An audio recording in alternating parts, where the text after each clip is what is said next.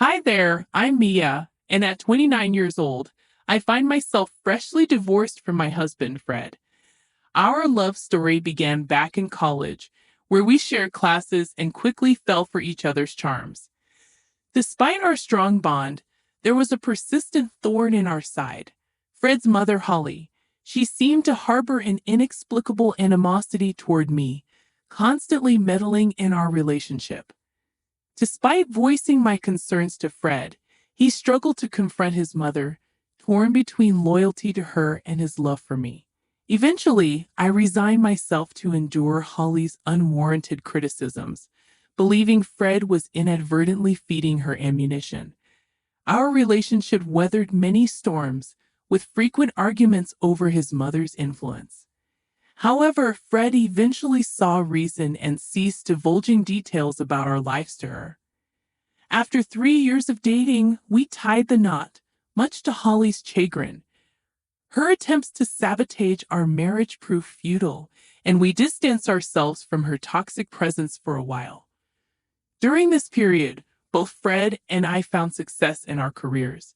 Although I outearned him slightly, to maintain balance, we split our expenses unevenly, with me covering the lion's share.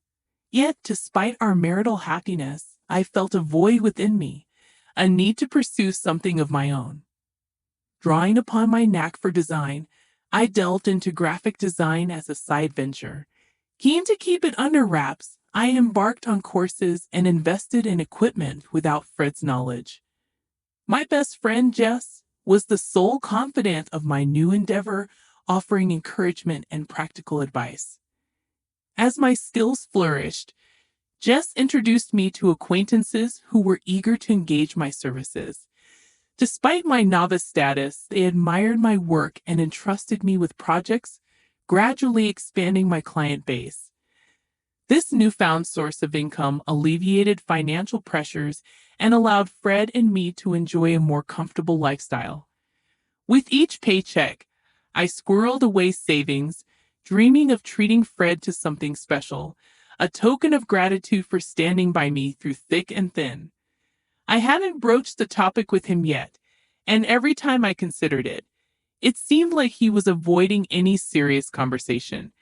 It became evident to me that something was amiss, but he remained tight-lipped about it.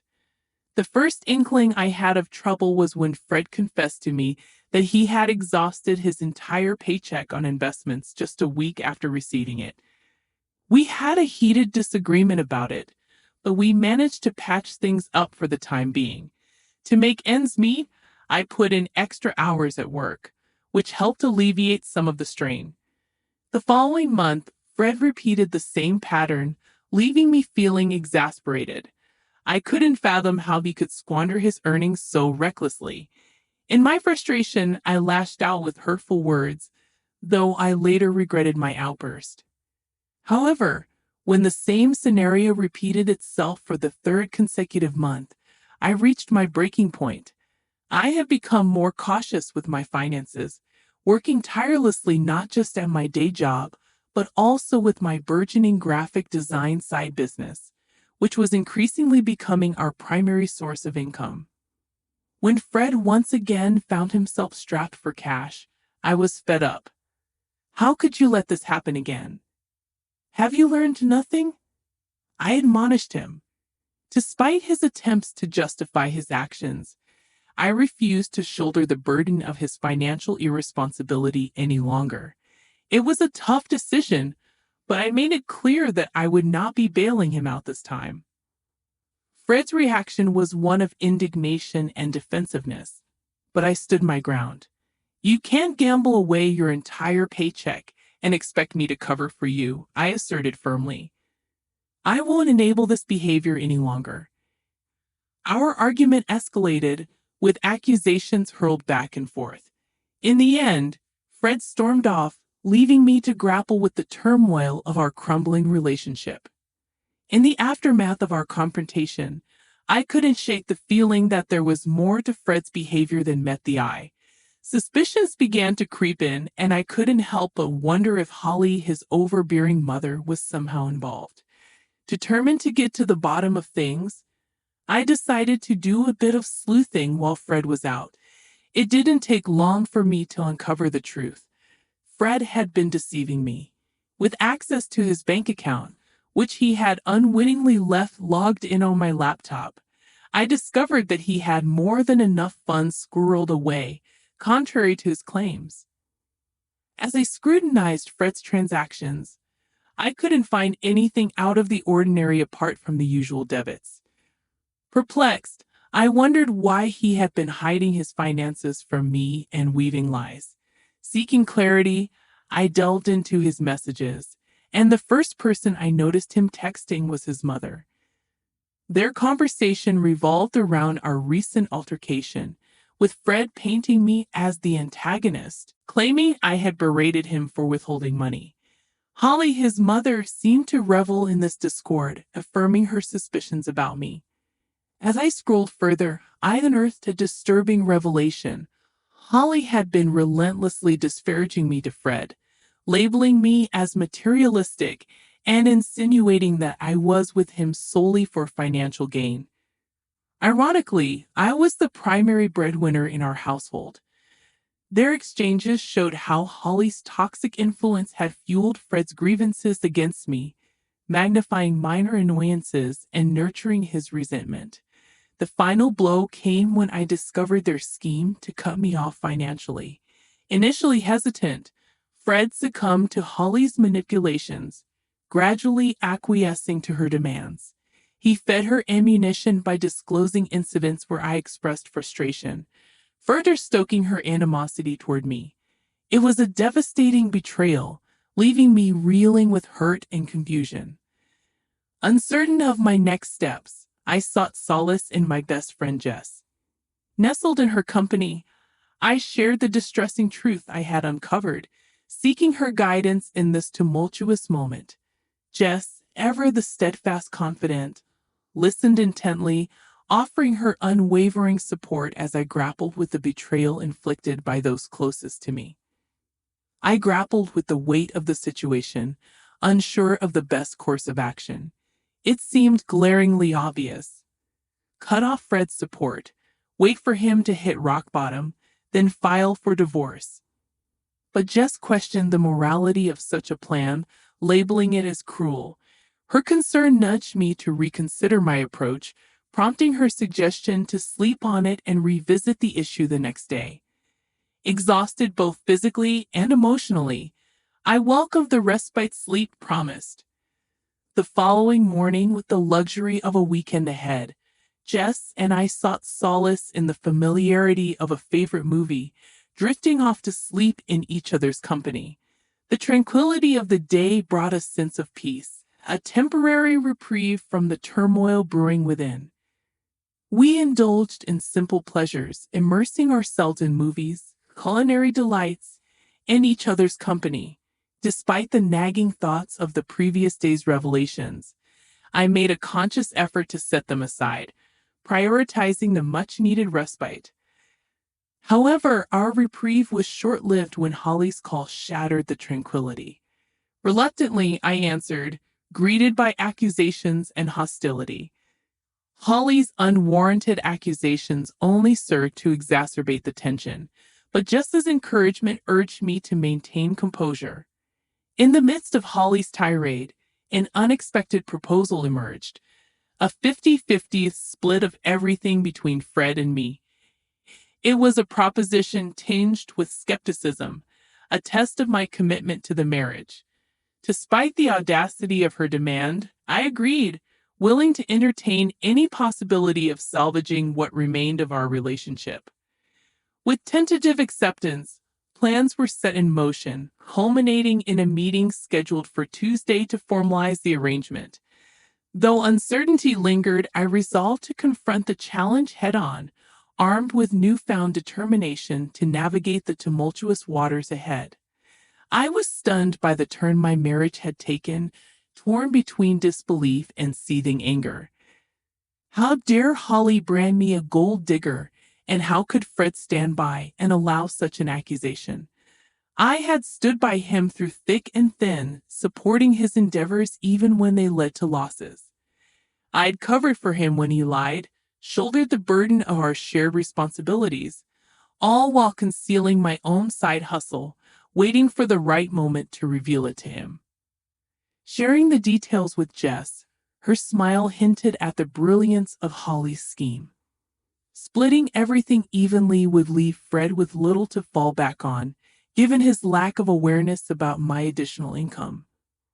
I had hoped to surprise him with a lavish gift once my side venture gained traction, but now I was grateful to have it as a safety net.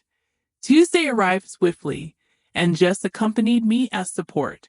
Arriving home, we found Holly, Fred, and a lawyer already there, finalizing the contract. Ignoring Fred's silent plea for privacy, I approached Holly, demanding to review the terms. As expected, the agreement mandated equal division of assets, with a clause prohibiting financial assistance between us. Reluctantly, I signed, knowing it would leave Fred scrambling financially. Predictably, problems ensued. Initially, we exchanged only terse words, our rift too deep to bridge. Yet living under the same roof necessitated some communication. Fred attempted to breach the divide, but I remained aloof, resentful of his complacency. Eventually, tired of his persistent attempts, I relented. "Will you please just talk to me? We can't keep going on like this," Fred pleaded. His admission of missing our connection stung, juxtaposed against his willingness to sign away our financial unity. "What do you want me to say, Fred?" I retorted, my frustration palpable. "Is that why you agreed to sever our finances completely?" Fred's silence spoke volumes, laying bare the chasm between us. As we stood at the precipice of our shattered marriage, I grappled with the weight of our choices, uncertain if reconciliation was even possible. "I just needed to know where your loyalty lies, Mia. Despite all the issues caused by your mother, you still choose to side with her. Is this truly what you believe is best for us?" "Please, Fred, don't speak ill of my mother like that. And what wealth do you possess that you're so concerned about? I don't understand. I'm simply trying to make things right between us. Can we not lash out at each other? There will be no reconciliation until that contract is null and void. It's only been 2 weeks since we signed it, and I've seen no evidence to suggest you're not here for the money. If you're struggling financially, just let me know. I'm willing to help. Wouldn't that be a breach of the contract? I won't risk violating it. Why are you making this so difficult? Can't we just be civil?" I could see Fred grappling with conflicting influences, your mother's and his own. The Fred I married wouldn't have succumbed to such manipulation. That month, I diligently paid off our major debts, leaving Fred in a bind. With my share settled, I had more disposable income. Jess and I indulged in lavish outings, while Fred always had an excuse for his financial constraints. My graphic design side gig thrived, leading me to consider quitting my day job. Meanwhile, Fred struggled, his portion of the pantry often bare. While part of me empathized, I reminded myself he brought this upon himself. Holly's unexpected visit left me uneasy. Accusing me of stealing from Fred, she threatened to involve the police. Confused and defensive, I demanded an explanation. "You're accusing me of seeking revenge on Fred because I don't like the contract he made us sign. Please, your son has been struggling all month, but it's not because I've stolen his money to fund my outings to fancy places. He has no money to steal, and you know it.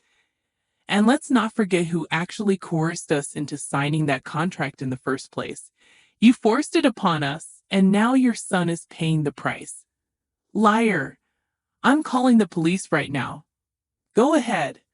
I haven't taken a single cent from your son." "Then how do you have so much money?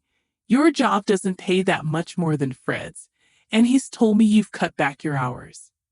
"I have another business on the side, a graphic design venture that I plan to surprise Fred with. But thanks to your meddling, that plan went down the drain. I was even going to use the money to buy you a car." "How much do you make from it?" More than you think, you see. I didn't lie. I was trying to do something good, and then you ruined it. If you care so much about your son, maybe you should be the one supporting him. With that, I handed the divorce papers to Fred. I had filed for divorce right after we signed the contract, holding on to them until the right moment. Fred's shock was palpable, but I felt no sympathy. Holly's satisfaction should have been evident, considering it was what she had been pushing for. Instead, she looked furious now that she understood the consequences for Fred. I informed them I would be moving out in 3 weeks, agreeing only to continue splitting the remaining loan payments. Fred tried to plead with me, but I remained resolute, reminding him that this was the consequence of his actions. In the following months, I found liberation from the toxic relationship. Holly contested the divorce, but with our assets legally separated, there was little for Fred to gain. In fact, he ended up losing more, unable to keep up with the mortgage expenses on the house we sold. He moved back in with his mother.